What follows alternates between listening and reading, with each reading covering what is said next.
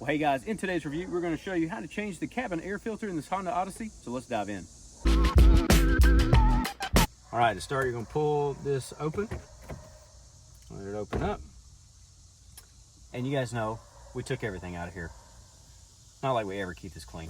So, take everything out, open these wings right here. And you got a little catch, kind of hard to see, but it's right there. You can just kind of push it. You'll see it in a second.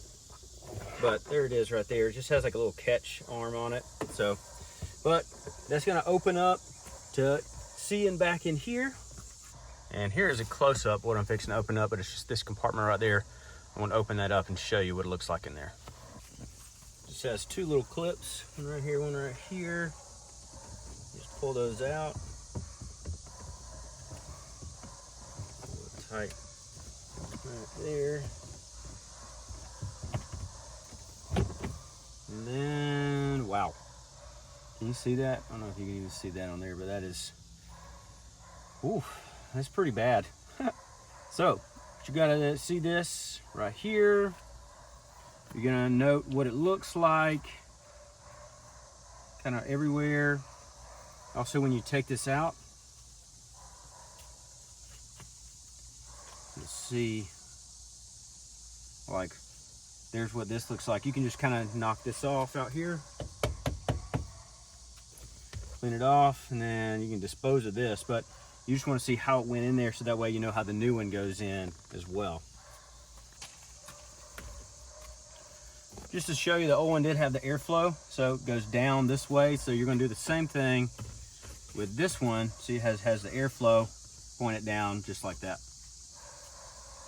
So now we got the new one and a little rim on the outside. You can kind of see where it goes. Airflow down. And it just fits right in there. You can see right there, real nice. Then you're just gonna put it right back in.